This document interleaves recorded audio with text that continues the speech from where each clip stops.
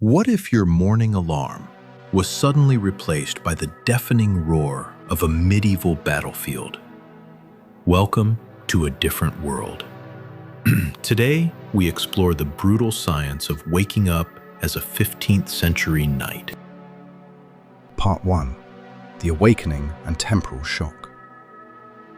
You open your eyes, instinctively reaching for the familiar, soft glow of your smartphone to check the time. Instead, a biting chill instantly gnaws at your skin. The mattress beneath you is no longer memory foam. It is a coarse, unyielding sack stuffed with straw that scratches relentlessly against your limbs. The air is thick and oppressive, heavy with the sharp, acrid scent of wood smoke, damp stone and sweat. From somewhere below, the sharp clatter of iron-shod hooves against cobblestones echoes through a narrow, unglazed slit in the wall. Welcome to a completely different world. You haven't just woken up. Your consciousness has been violently thrust into the harsh reality of the 15th century. While your conscious mind struggles to rationalize this impossible scenario, your biology is already mounting a frantic response. From a strictly neurological standpoint, awakening in an entirely alien and fundamentally hostile environment triggers an immediate and severe phenomenon known as temporal shock. The amygdala, the brain's primitive threat detection center, kicks into absolute overdrive. It floods your bloodstream with a massive surge of adrenaline and cortisol. In these first few seconds, you are likely experiencing acute dissociation, a psychological defense mechanism where the brain temporarily disconnects from reality to prevent cognitive collapse under the weight of overwhelming, inexplicable sensory input. However, the shock is not merely psychological, it is profoundly physiological. Your modern immune system, heavily reliant on vaccines, modern antibiotics, and largely sterile living conditions, is suddenly under siege. The environmental reality of a medieval keep is a biological nightmare for a 21st century human. Without properly engineered chimneys, the indoor air quality is disastrous. The constant inhalation of soot and particulate matter from open hearths immediately irritates your respiratory tract, subjecting your lungs to conditions worse than modern industrial pollution. Furthermore, the olfactory assault of a world functioning entirely without municipal plumbing, refrigeration, or daily hygiene protocols overloads your olfactory bulb. The sheer microbiological density of the past, the omnipresent dust mites, the pervasive dampness, the airborne pathogens, forces your modern body into an immediate immunological crash course. You are a biological time traveler, and every single nerve ending and cellular alarm in your body is screaming. Part 2. The Weight of Steel, Armor and Biomechanics. The heavy oak door groans inward, shattering your momentary paralysis. Two young squires hurry into the dim room, their expressions a mix of urgency and deep reverence. There is no time for confusion. The machinery of war is already in motion. You are stripped of your coarse nightclothes and forced into an arming doublet, a thick, rigidly padded canvas garment designed specifically to absorb the devastating kinetic energy of blunt force trauma. Then, the steel arrives. Piece by piece, cold, unyielding metal is strapped to your limbs. The sabatons encase your feet, the greaves lock around your legs, and the heavy steel cuirass is clamped tightly over your chest. From a materials science perspective, a full 15th century harness is an absolute marvel of early metallurgy. Forged from heat-treated carbon steel, it represents the absolute pinnacle of pre-industrial personal defense technology. As the squires tighten the final leather straps, you brace yourself, expecting to be entirely immobilized. Here lies one of history's greatest biomechanical misconceptions. You try to move, and surprisingly, you can. A complete suit of plate armor, weighs roughly 20 to 25 kilograms. While this sounds paralyzing, the physics of its weight distribution tell a vastly different story.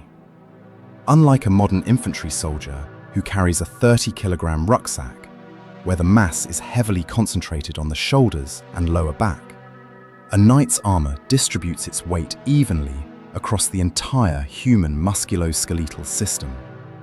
Because the mass is dispersed over your legs, arms, and torso, your center of gravity remains remarkably stable.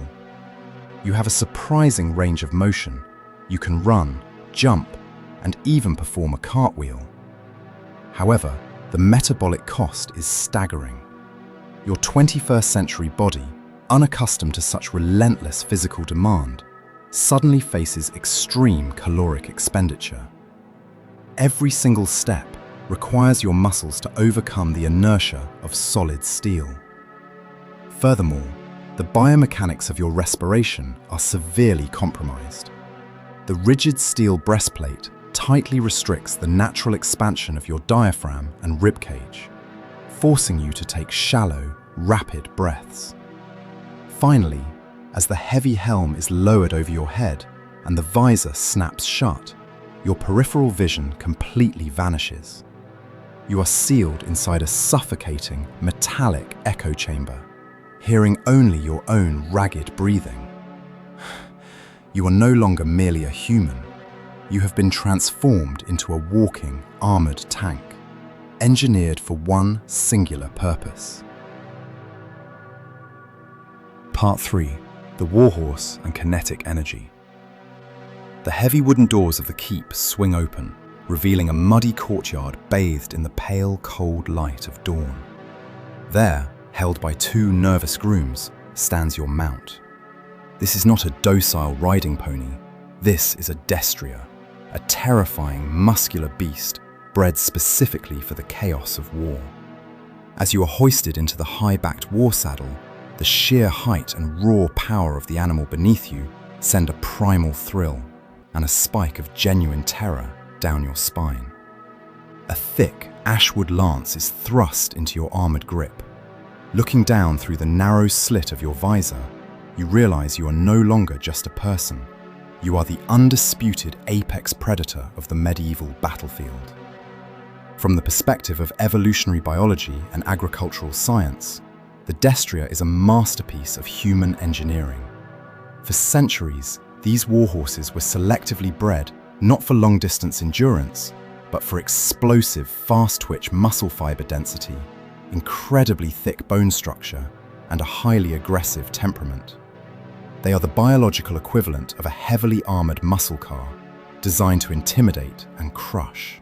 When this massive animal, carrying a fully armored knight, transitions from a trot to a full, earth-shaking gallop, the physics at play become absolutely devastating. This is where the brutal reality of classical mechanics takes over the battlefield. The destructive power of a heavy cavalry charge is perfectly defined by the kinetic energy equation. In this fundamental formula of physics, the mass is the combined weight of you, your heavy steel armor, the massive horse, and its own iron barding, a total mass easily exceeding 800 kilograms. The velocity is the speed of a charging gallop, roughly 40 kilometers per hour. Because velocity is squared in the equation, the speed exponentially amplifies the destructive force. When the forged steel tip of your lance finally strikes a target, it focuses tens of thousands of joules of kinetic energy into an area of just a few square centimeters. The resulting biomechanical impact is catastrophic, capable of shattering wooden shields, piercing lesser armor, and instantly pulverizing human bone. You are no longer just riding a horse. You are piloting a guided biological missile, and the fuse has just been lit. Part 4.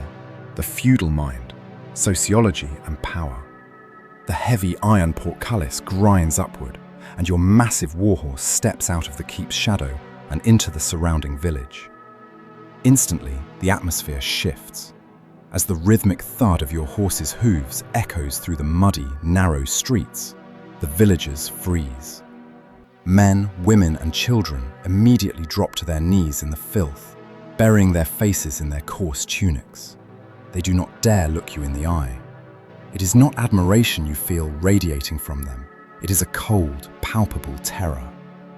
The air is thick with the scent of unwashed bodies, livestock, and profound poverty. Your modern mind, deeply conditioned by centuries of democratic evolution, human rights, and egalitarian ideals, recoils. You are no longer a citizen, you are a god among mortals. From a sociological standpoint, you have just been placed at the absolute apex of the feudal pyramid. Feudalism is not merely an economic structure, it is a rigid socio-political system built entirely on the monopoly of violence and the unequal distribution of land. The people trembling before you are serfs. Legally, they are bound to the soil, effectively the property of the estate you now represent. They possess no fundamental rights. You hold absolute, unchecked authority over their labor, their harvests, and their very lives. This sudden, horrific realization triggers massive cognitive dissonance. Psychologically, you have been thrust into a vast, unsimulated version of the infamous Stanford prison experiment. You have been handed absolute power without accountability. Neurochemically, this level of unchecked authority fundamentally alters human brain function. Modern psychological studies indicate that individuals granted absolute power experience an aggressive surge in dopamine, coupled with a drastic reduction in the brain's mirror system, the neural pathways responsible for empathy. The vaunted chivalric code you are supposed to uphold is, in reality, an evolutionary and social construct. It was designed not to protect the innocent, but to rationalize the violence of the elite and maintain the rigid class hierarchy. As you look down at the trembling masses, a terrifying psychological question emerges. The danger is not whether these peasants will obey you. The true danger is discovering how quickly your modern, civilized morality will erode under the intoxicating, corrosive influence of absolute power. Part 5. The Clash. Anatomy of Battle. Suddenly, the deafening blast of a war horn shatters the tense, muddy silence. Over the crest of the hill, a solid wall of hostile steel and fluttering banners emerges. The ground begins to vibrate under the synchronized march of thousands. Before your conscious mind can process the grim reality of the situation, the commander roars the order to charge. You drop your visor, plunging your vision into a suffocated metallic darkness, with only a narrow, horizontal slit of daylight remaining. You spur the destrier forward. The chaotic symphony of war erupts, the thunder of hooves, the shrieking of war cries, and the sickening, deafening crunch of steel slamming into flesh and bone. At this exact moment, your modern endocrine system initiates a catastrophic survival protocol. The sympathetic nervous system triggers an extreme fight-or-flight response, flooding your bloodstream with a massive surge of epinephrine, adrenaline, and cortisol. Your heart rate violently spikes to over 170 beats per minute, forcefully pumping oxygenated blood exclusively to your major muscle groups, while instantly shutting down non-essential functions like digestion. You experience profound auditory exclusion. The roaring battlefield dims to a muffled, distant hum, leaving only the ragged, amplified sound of your own breathing echoing inside the helm. Visually, your brain actively filters out peripheral data to focus entirely on the immediate threat, causing severe tunnel vision, a physiological phenomenon that perfectly mirrors the physical restriction of your helmet's visor. Then comes the physical impact. Medieval warfare is a terrifying study in applied anatomy and mechanical trauma. While popular media often depicts swords cleanly slicing through plate armor, the scientific reality is far more brutal. Armor is specifically designed to deflect sharp trauma. Therefore, the primary method of neutralizing an armored knight relies entirely on blunt force trauma. When a heavy poleaxe or a flanged mace strikes your helm, it does not necessarily pierce the steel. Instead, it transfers a massive kinetic shockwave directly through the metal and into your skull. This violent transfer of energy causes rapid deceleration of the brain within the cerebrospinal fluid, leading to severe concussions and diffuse axonal injury. You are not fighting a choreographed, elegant duel. You are struggling to survive an industrial meat grinder of kinetic violence, driven entirely by primal neurochemistry. Part 6. By the Fire, Legacy and Return. The brutal symphony of steel finally fades, replaced by the crackle of campfires and the low, exhausted murmurs of surviving men.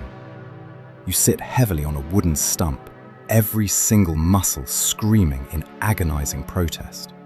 As the squires unbuckle the heavy, dented cuirass and lift the helm from your head, the sudden rush of cool, unhindered night air feels like the most profound luxury you have ever experienced. You stare blankly into the dancing flames, a crude clay cup of watered-down wine trembling in your dirt-stained hands. The overwhelming surge of adrenaline has violently crashed, leaving behind a hollow, shivering exhaustion. From the perspective of historical anthropology, the medieval knight represents a fascinating evolutionary dead end of human warfare, a biological and technological apex predator eventually rendered obsolete by the stark chemistry of gunpowder. Sitting by this fire, you profoundly realize the massive evolutionary divergence between your modern self and the people of this era. While the 21st century human possesses godlike technological power, we are fundamentally fragile, entirely dependent on our climate-controlled environments, antibiotics, and sterile infrastructure. The medieval human, by stark contrast, was forged in a ruthless crucible of relentless physical hardship, possessing an astonishing biological and psychological resilience that modern society has long since traded for comfort. As the embers glow intensely, a strange heaviness pulls at your eyelids. The harsh, acrid scent of wood smoke begins to thin, inexplicably replaced by the sterile, familiar scent of modern fabric softener. The distant whinny of a destrier morphs seamlessly into the muffled, mechanical hum of a refrigerator. You jolt awake, your chest heaving, your hands desperately clutching the soft, pristine sheets of your memory foam mattress. The morning sun filters safely through your blinds. You are home. However, as you lie there, feeling the steady, frantic thud of your heart, a haunting psychological residue lingers. You have traversed the absolute limits of human endurance, stepping back from a completely different world. The lingering neurochemical echo of that brutal reality fundamentally shifts your perception, leaving your modern mind to endlessly ponder one terrifying question. What if the true illusion is the safety and comfort we wake up to every single day?